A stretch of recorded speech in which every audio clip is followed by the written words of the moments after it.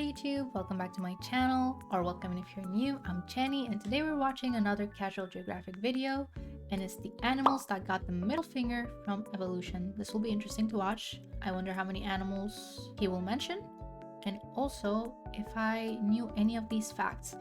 90% chance I don't know, but we will see. Maybe I will even surprise myself. I'm watching this live on twitch.tv/chanzonia with my Twitch chat.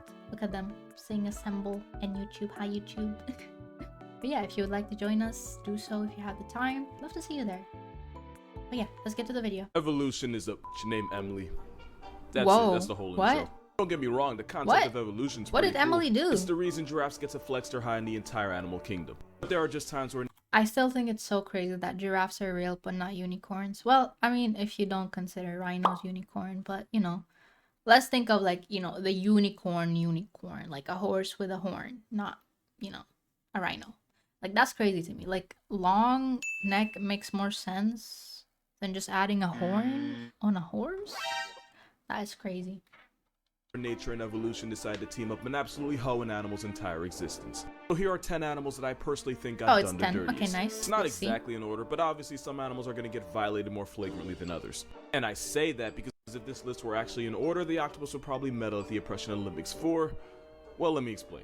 Octopus are highly intelligent and scientists believe they have the same Ooh, make sure you check out my octopi video that I did reacted recently. Cognitive ability as a 2-year-old human. Which might not seem impressive, but that means octopus are on the same IQ level as some dogs. They're even smart enough to use tools, whether it's using the tentacles of the venomous man of war as a weapon, which they actually do, or carrying a coconut around to keep as a travel-sized panic room. But being smart is the only thing they have going for them. First of all, most octopus come into the world. Oh my god, look at it! It looks so cute, so silly. As orphans. The mother octopus will spend months. Yeah, we learned she spends months taking care of them, pumping fresh water and stuff, and then she dies of starvation. It is a really sad thing. It made me really sad to learn about that. Guarding and washing her nursery of up to 50,000 eggs. Since it's too dangerous to leave them alone, and since there's no daycare underwater, she often won't eat the entire time. Which means once the clutch of eggs are finally ready to hatch, the mother is shriveling, starving, and ready to become initials on a Twitter bio. Struggle doesn't end Initials there. on a Twitter bio is crazy. These babies the size of a grain of rice have to figure out life in an ocean full of animals that'll actually try to put an end to it. It's so bad that out of the 50,000 children, if more than 2 survive to adulthood, it's considered overachieving. That honestly wouldn't be a big deal if nature didn't already nerf them with their lifespan. It's so ridiculously short that a majority of octopus species that live life to the fullest still won't be alive for their first birthday. Being an octopus really? They don't survive? I thought they would like make it a bit longer, at least 5 years. I don't know. Born on New Year's, have a midlife crisis by June, only to be a memory by October. Giving an animal high intelligence just to cut its life after 1 to 2 years just seems like an intentional dick move. And because they have no shell or no armor, they'd honestly be lucky to live that long. Having no real way to defend themselves means a good number of them end up a sea lion's chew toy or a dolphin's frisbee. To be fair, octopus do have camouflage. In some cases, highly toxic venom. Isn't this one the dangerous one that kills you? Yeah, I think he just said venom and I cut him off. I'm sorry, Mr. Casual Geographic, I'm sorry. Frisbee. To be fair, octopus do have camouflage. In some cases, highly toxic venom. But for the most part, they get bodied by most of the ocean. And to add insult to injury, every octopus you see is probably a virgin because once they get laid, they die. We already Why not ditch for food then and protect only a couple of eggs? I don't know. I think it's just how their instincts is telling them to do. I don't think they can wire it differently. I wonder if there's ever been a case where a mother was like, you know, like taking care of the eggs and she's like, I don't want to do this anymore. I'm tired of this, grandpa. And she just like leaves them. I wonder. Maybe somewhere in the ocean. Saw what happens to the mother, but where the daddy at? Once the male octopus... Right. Like, I always wondered, why is not the dad just bringing her food? Where is he at? Mates, he basically just gives up on life. The male octopus... Wait, what? Once the male octopus mates, he basically just gives up on life. Like, gives up on life as in, like, dies? Or, like, gives up on life as in just doesn't want to be involved? I have questions. Wait, I didn't learn this part. They just busted died. What? What? That cannot be real. They cannot just die of that. There's no way. Might as well end it here. They're like, my bloodline starts and ends with me.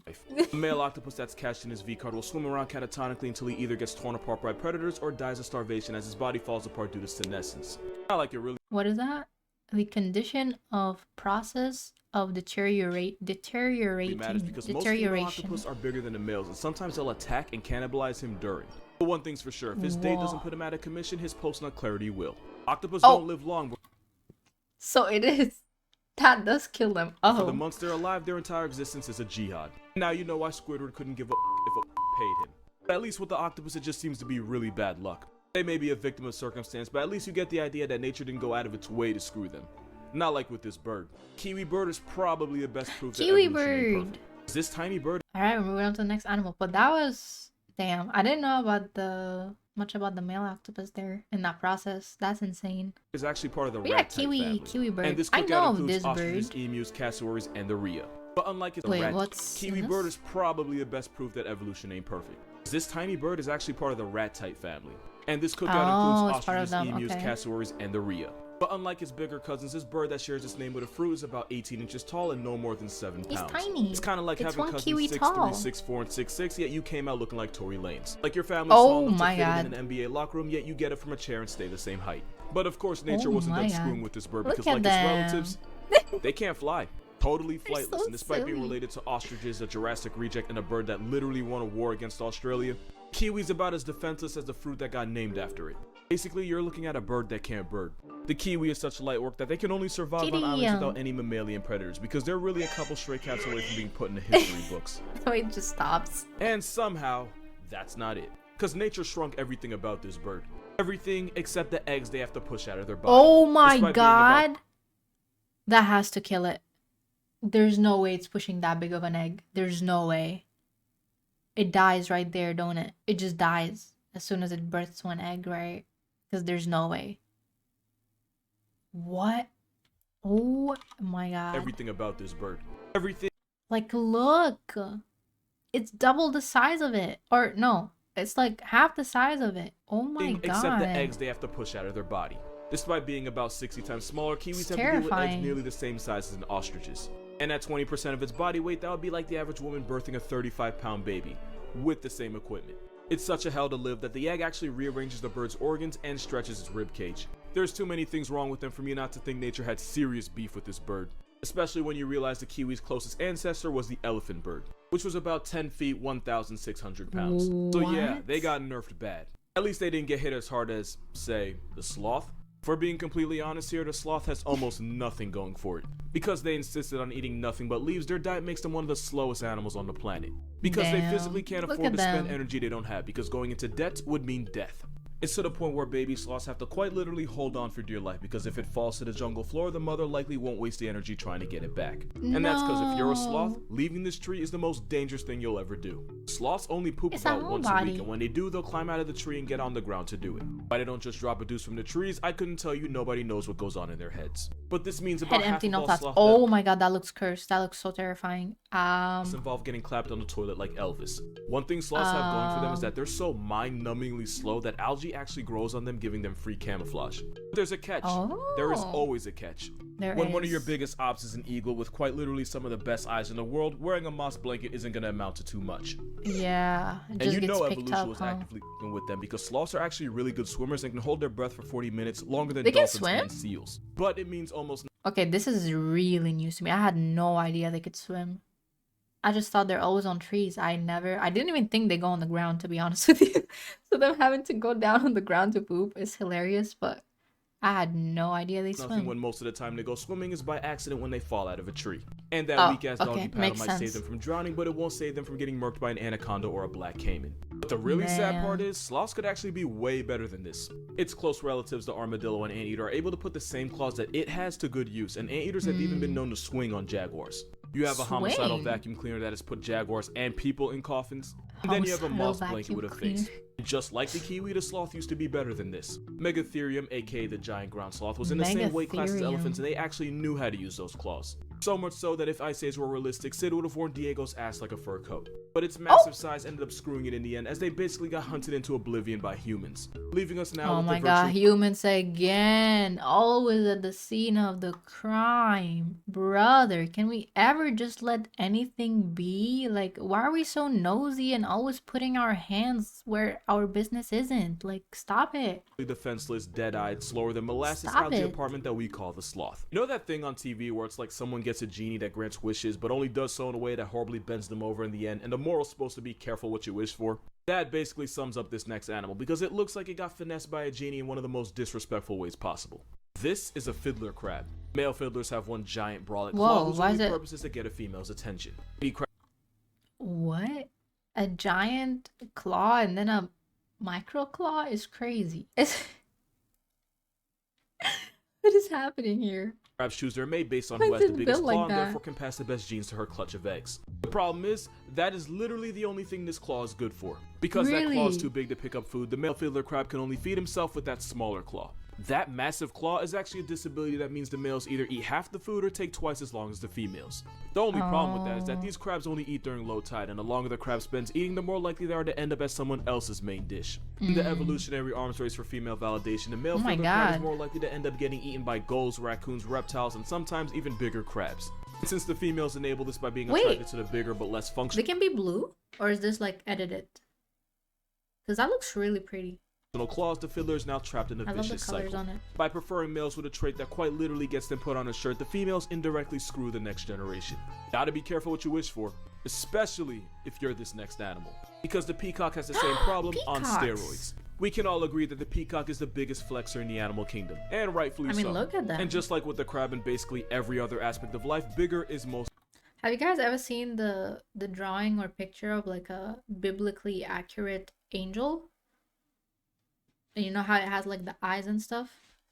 This is what this looks like, kinda. The feathers, like they look like eyes to me personally, but I don't know if they do to you too. Let me know. Certainly better. The more colorful and eye-catching, the better the peacock's chances of bagging a key hen. They'll even shimmy their tail feathers in a way that hypnotizes any female watching. But like I said, never make a deal with a genie. Because the good news is a peacock showing off will always be the center of attention. Bad news is sometimes that attention comes from a 700-pound assault weapon with stripes. And because those tail feathers are so heavy, not only can't the peacock see behind itself, even if it does see death coming, it takes them longer to get off the ground and out of the tiger's reach. Just like with the crab, the peacock's biggest flex is often what gets it buried. In a cruel twist from fate, the peacocks that are safer from tigers are usually the ones that get less attention from females. So by having a preference, the peahens doom their future children to a fate of ultimately ending up as a tiger's toothpick. The peacock and fiddler both got handed massive L's from nature, but at least you can see the thought process behind it. Having huge claws and fancy feathers attracts females, so technically it does serve a purpose. In comparison, the Luna moth got shafted for no reason at all. To make a long story short, adult Luna moths don't have a mouth and therefore can't eat. The only thing... I think hairy moths are... I think butterflies are also scary, but I think they're pretty from afar. But once you see like their face in a close-up, they're really scary. Same with moth, but they're really pretty from afar, but keep it away from me. I don't want a close-up.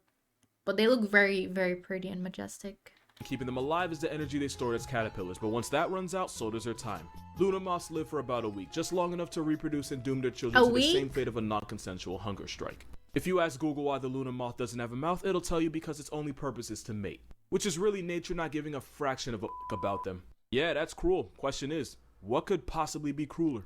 Well, if you know what this is, you probably... Wait, so they don't have a mouth, they cannot survive longer than a week, and all they do is just mate and give birth, and then their kids face the same fate? Like, what? What's the reason of it? What's the reason of... Why does it exist? What's the point? Probably have the answer. This is a sea louse. It's a member of the Caligidae family of copepods, which is basically just a bunch of small crustaceans. You probably noticed that for the peacocks and the crabs, it was the guys getting the worst of it. Apparently, nature believes in a weird form of equality because right now it's up for the girls.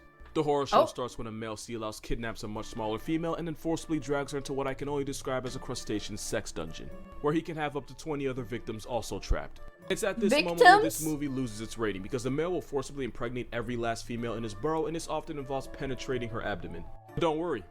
It gets worse. As her brood of children that she never asked for begin to grow, they decide to start eating their way out.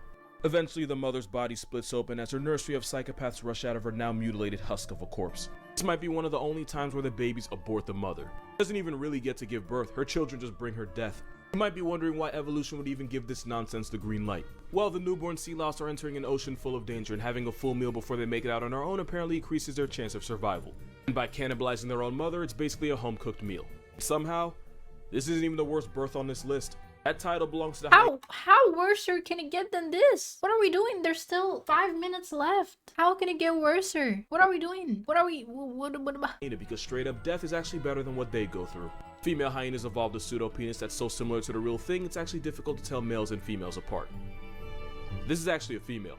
Only problem is, it's not just for show, they actually have to give birth to that thing. And yes, it's every bit as painful as you think. And just to somehow make it even worse relative to the mother's size, hyenas have to give birth to the largest cubs of any carnivore, and they have to do it through a penis. A good amount of first-time mothers don't even survive this, because the process involves rupturing and splitting open the pseudo to make it easier for the cub.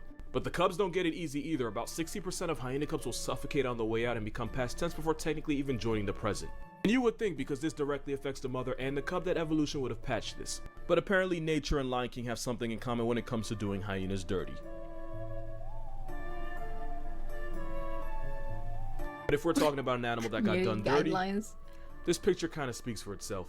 Matter of fact, this is probably going to be the thumbnail, because this is nature at its grimiest. A lot of y'all probably knew this animal is coming just from reading the title, but for those of you that didn't, that was the skull of the babarusa. It's a wild pig found in Indonesian islands like Sulawesi. Babarusa. If you already knew that, it's probably I've never heard of it. Those tusks penetrate out of its snout only to do a complete 180 and head right back towards its face. If the male babarusa can't wear down this hellish overbite, or he doesn't lose them in a fight, then the teeth will end up growing right back into his head, penetrating the skull and ultimately piercing the brain. But the worst part of it all is that by the time it gets clapped by its own dental plan, the babarusa's probably already had children and therefore passed on its bullshit to its kids. It's a lot like Parkinson's. Insane. Okay, hear me out. The problem with Parkinson's is that it usually develops late in life, usually around the age of 60. And patients can have it for years without being diagnosed. So by the time they do find out, it's possible they could have already had kids and grandkids that they could have passed it off to.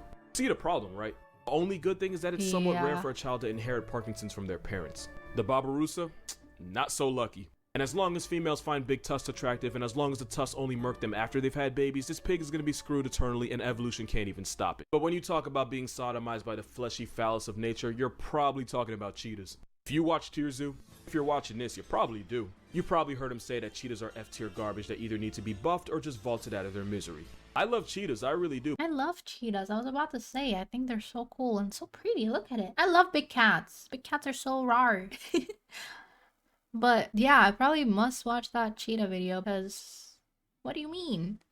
What's wrong with cheetahs? They're fast. Cheetahs are F-tier garbage that either need to be buffed or just vaulted out of their misery. I love cheetahs, I really do, but out of every animal on this list, evolution might have bodied the cheetah the hardest, and for one simple reason. Cheetahs are really fast. They are? That is all they have. Oh. Cheetahs are a textbook example of why you should never dump all your evolution points on one skill, because you'll just get bent over. No! It just needed glasses. It couldn't see. The crocodile was just, you know, it camouflaged well. You can't blame Cheetahs it. are a textbook example of why you should never dump all your evolution points in one skill, because you'll just get bent over in every other aspect of life. Because they're built for speed and absolutely nothing else, cheetahs often get bullied by other predators, especially lions and hyenas. And because cheetahs have to expend so much energy just to make a kill, it forces them to rest right after, which makes it really easy for other animals to just step in and run their pockets.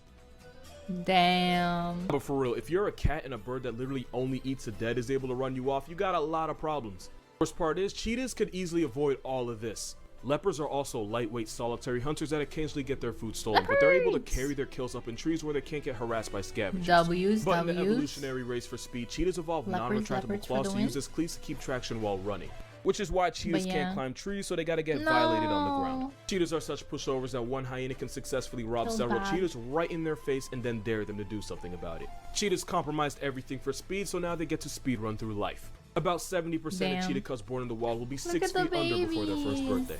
And just to add on to that, because why the hell not, thanks to genetic bottleneck, a majority of the cheetah population is highly a sharp reduction in a population due to environmental events exemplified. Inbred. What you're looking at is a cat that doesn't really know how to cat. Because instead of roaring like lions, tigers, and leopards, the best response a doormat can do is chirp like a bird. Matter of fact, if you YouTube it real quick, you'll find they make every sound that isn't a roar. Yeah, that isn't a roar. Never mind. The ones the video I've seen, they meow. Yeah, that one. That's the one I've seen. They kind of meow. Cheetahs have been around for about 3 million years and decided they were just gonna IM speed their way through life. And because of that, unless it's a 100-meter dash or a bird call contest, this overgrown house cat loses every single time. Obviously, there's a lot of good things about the cheetah, but not nearly enough to justify the abuse they go through. Which is probably why a majority of cheetahs in captivity experience severe anxiety so bad that it prevents them from mating and they need an emotional support dog. Which is cute, don't get me wrong, but it's another reason why cheetahs are dangerously close to being the pandas of cats, and that's not something anyone wants to be. And don't get it twisted, I don't enjoy roasting cheetahs, I actually really love them, but if nature has favorites, this Cheeto's mascot isn't one of them. And those are 10 animals that got the middle finger from evolution. That was animals that got the middle finger from evolution. I'm glad I got extra info on octopi. Octopi? Yeah, octopi. Because I didn't know that the males just kind of just exit the game after doing their job, you know. And then I didn't know about the last boar as well with the teeth. Like, that's insane. Like, you be your own biggest enemy there. That's insane. I didn't know female hyenas had like a fake pee-pee that they had to birth through. Like, that sounds just insane, mad painful, and I don't know why it happens. And then those small bugs. Jail, please, let's go. Jail time. Like, what do you mean you're just abducting a bunch of them? What you have a whole dungeon? And then it doesn't help that the babies literally kill the mother from the inside. Like, what in the Twilight, you know, the last movie of Twilight is going on here? Or not the last, the second to last. Like, what's going on here? That's insane. But yeah, I really like this video. Learned a lot of facts, so I love that. But again, like he said earlier, if you like this video, make sure you like, comment, and subscribe. And I'll see you guys in the next one. Bye, YouTube.